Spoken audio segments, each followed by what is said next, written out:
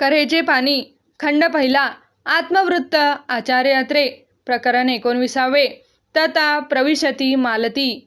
Fergusson कॉलेजमध्ये गेल्यापासून काव्य आणि क्रिकेट ह्या दोन्ही गोष्टींचे विलक्षण आकर्षण मला वाटू लागले. अर्थात स्वतः क्रिकेट खेळण्यापेक्षा नामांकित खेळाडूंचा खेळ पाहण्यातला आनंद काही न्याराच असतो. दिनकर बळवंत देवधर हे त्यावेळी कॉलेजात नव्हते, पण त्यांच्या कीर्तीने फर्ग्युसन कॉलेज आणि पुणे शहर नुसते दुमदुमून राहिले होते. त्यांचा खेळ पाहण्याची कोणतीही संधी मी दवडीत नसे. क्रिकेटची मॅच पाहण्यासाठी शहरातून पायी मैल मैल रस्ते तुडवीत बाहेर जायचे. तेथे 4-2 पैशांच्या भाजल्या शेंगा किंवा रेवड्या घेऊन त्या मॅच पाहता पाहता खावायच्या. विरुद्ध संघातला खेळाडू लवकर आऊट झाला की दगडाचा म्हसोबा करून त्याच्या डोक्यावर दुर्वा वाहवायच्या आणि आऊट नाही गेला की पायातल्या जोडा काढून त्याने त्या म्हसोबाची पूजा बांधावयाची. हा त्यावेळचा कार्यक्रम आठवला की अद्याप अंगावर हर्षाचे रोमांच उभे राहतात. तेही नो दिवसागता. क्रिकेटप्रमाणे काव्याचेही माझे वेड कॉलेजात गेल्यापासून वाढू लागले. अर्थात कविताच करावयाचे ते वय होते. शिवाय कॉलेजचे त्रैमासिक हे काव्य प्रकाशनाचे एक आयते साधनही उपलब्ध झाले. बाहेरच्या मासिकाकडे पाठवलेल्या कविता साभार परत येत असल्यामुळे मध्यंतरी माझे काव्यलेखन थंडावले होते. पण कॉलेजात जाताच त्याला पुन्हा जोर चढला. मकरंद या टोपण नावाने प्रारंभी माझ्या कित्येक कविता कॉलेजच्या त्रैमासिकामधून प्रसिद्ध होऊ लागल्या. लॉर्ड टेनिसच्या बेगर मेड या इंग्रजी कवितेचे एक रूपांतर भिकारीन या नावाने मी प्रसिद्ध केले होते.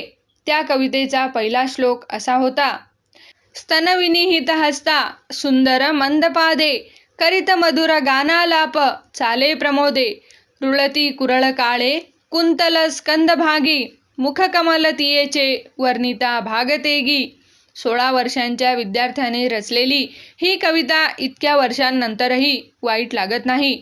पण एका चावट विद्यार्थ्याने पहिल्या ओळीतल्या सुंदरी मंदपादे या शेवटच्या शब्दाला विकृत अर्थ देऊन माझी अशी काही टर उडवली म्हणता की कोठून मी ती ओळ रचली असे मला होऊन गेले. त्यानंतर मकरंद हे नाव टाकून मी माझ्या स्वतःच्याच नावाने कविता प्रसिद्ध करू लागलो. काजवे नावाची माझी एक स्वतंत्र कविता कॉलेजच्या त्रैमासिकात प्रसिद्ध झाली. तिचे पुष्कळांनी कौतुक केले. त्यावेळचे आमचे निबंध परीक्षक श्री विश्वास गंगाधर भट पुढे संस्कृतचे सुप्रसिद्ध प्राध्यापक म्हणून होते. त्यांनी माझ्या या कवितेची खूपच प्रशंसा केली. त्यानंतर थोड्याच दिवसांनी चांदनी ही माझी कविता केशवकुमार ह्या नावाने मासिक मनोरंजनमध्ये प्रसिद्ध झाली.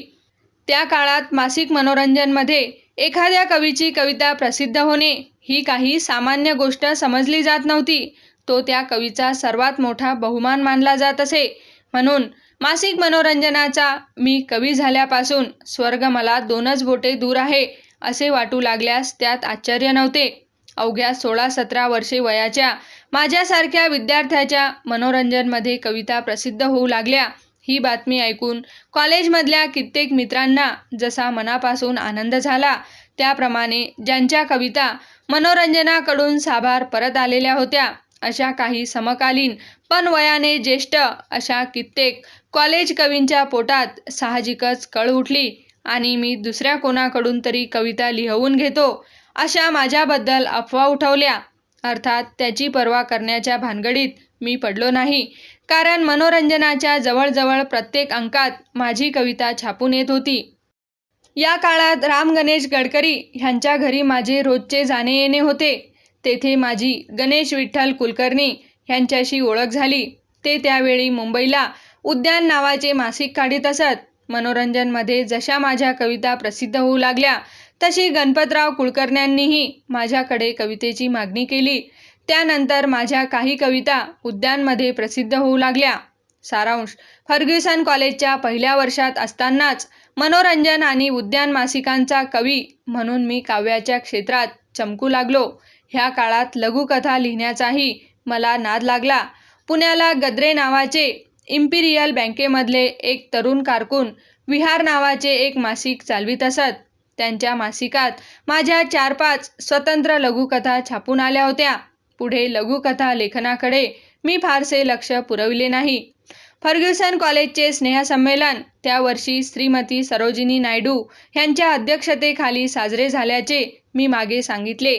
त्या स्नेहसंमेलनासाठी विद्यार्थ्यांची जी गॅदरिंग कमिटी निवडण्यात आली त्यात नाट्यशाखेचा सभासद म्हणून मी निवडून आलो. आयुष्यातली ही माझी पहिलीच निवडणूक होती. तो एक निराळाच अनुभव होता. गॅदरिंग कमिटीचे अध्यक्ष कॉलेजचे फेलो मोहिनीराज चंद्रात्रेय हे होते.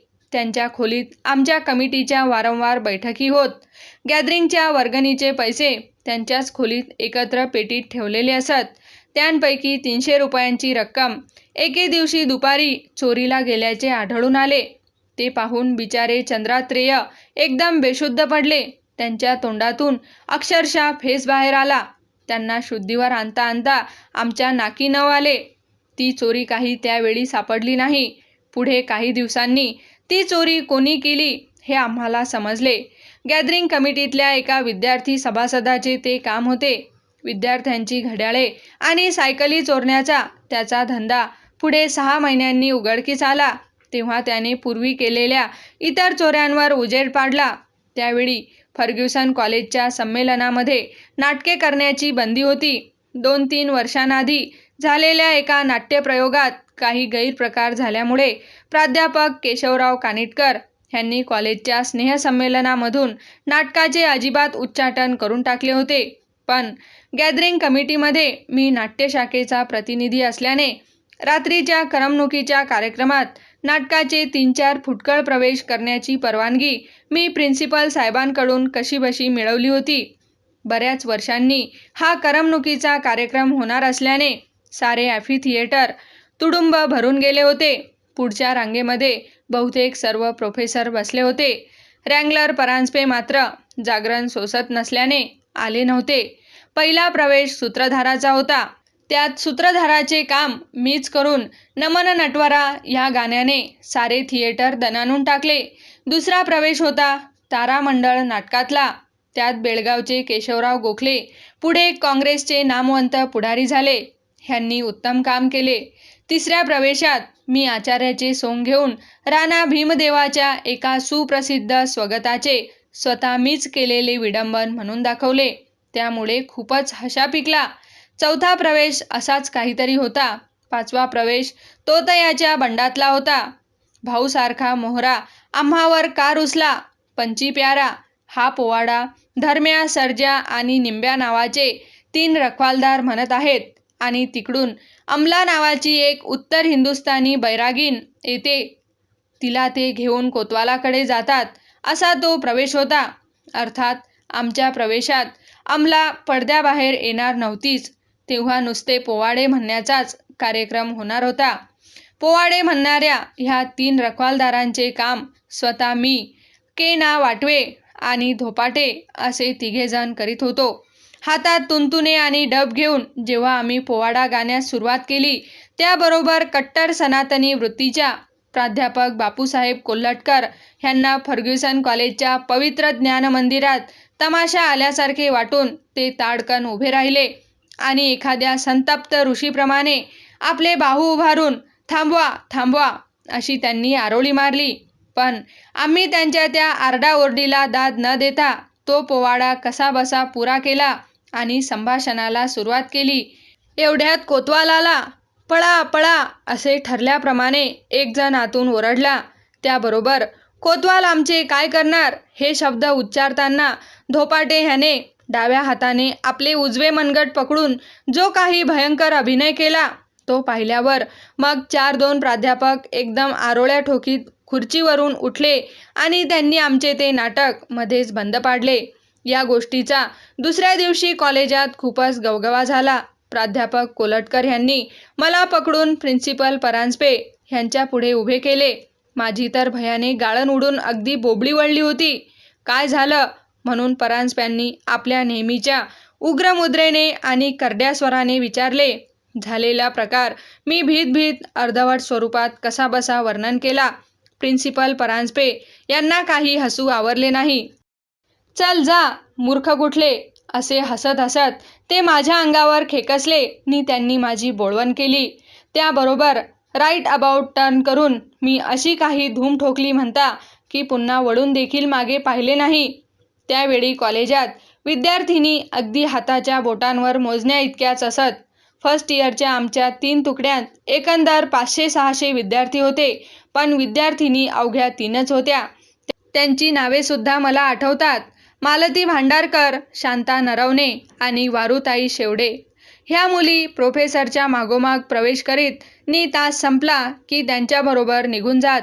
वर्ग चालू असताना पुस्तकात किंवा वह्यात मानाखाली घालून त्या ज्या एकदा बसत त्या चुकून वर मान काढतील तर शपथ, मग विद्यार्थ्यांकडे वळून बघण्याची गोष्टच कशाला. सबंध फर्ग्युसन कॉलेजात त्यावेळी 10-12 विद्यार्थिनी असतील.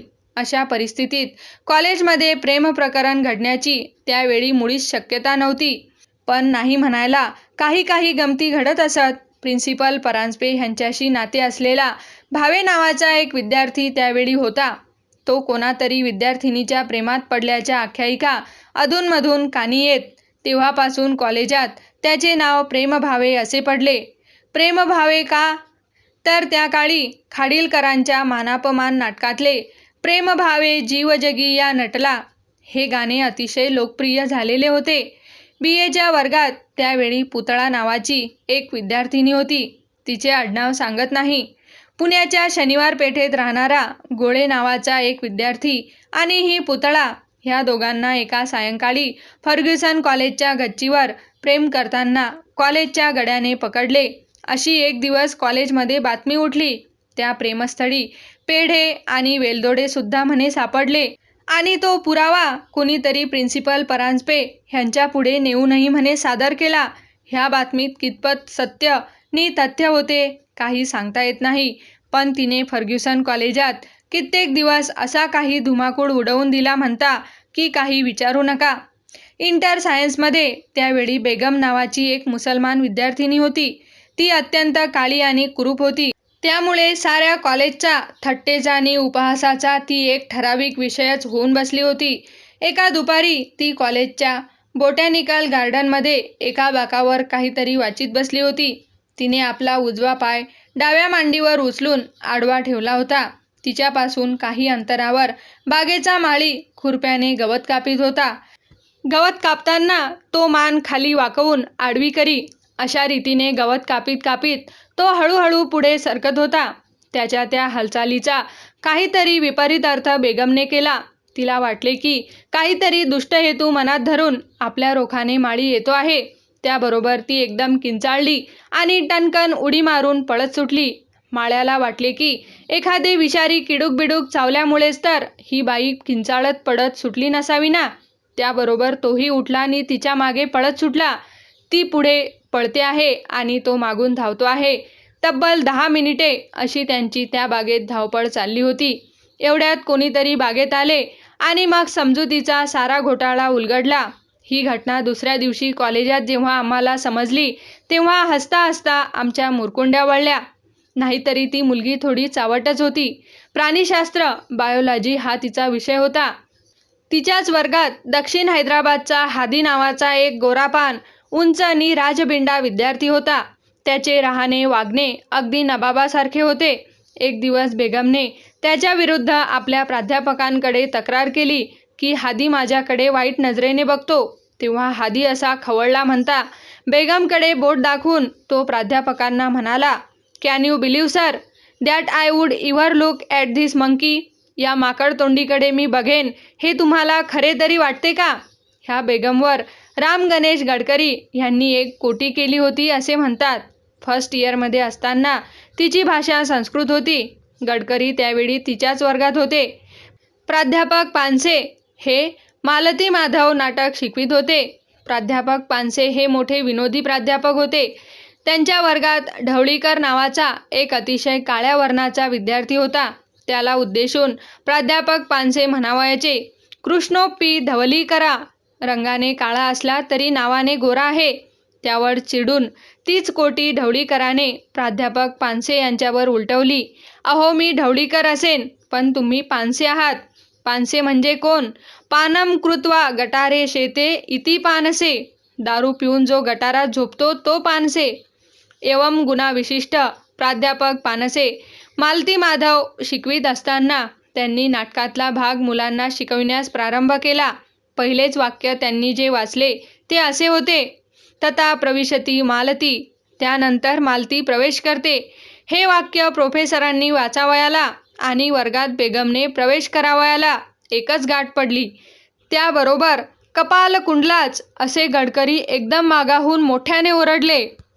कपाल कुंडला ही मालती माधव नाटकातली एक अघोरी स्त्री आहे. त्याबरोबर वर्गातल्या साऱ्या मुलांची हसता हसता पुरेवाट झाली. एवढ्या अधूनमधून घडणाऱ्या तुरळक गमती वजा केल्या तर बाकीचे कॉलेजचे वातावरण पुष्कळसे कोरडे आणि रुक्ष होते. असे असूनही कॉलेजचे जीवन शाळेपेक्षा आम्हाला कितीतरी अद्भुतरम्य वाटे. ह्याचे कारण वर्गात हजर राहिलेच पाहिजे अशी शाळेप्रमाणे कॉलेजात कोणत्याही प्रकारची सक्ती नसे. तास चालू असताना बाकाच्या खाली बुडी मारून मागल्या मागे सरकत खिडकीतून बाहेर उडी मारणे हा आमचा नित्याचा व्यवसाय असे. समाप्त.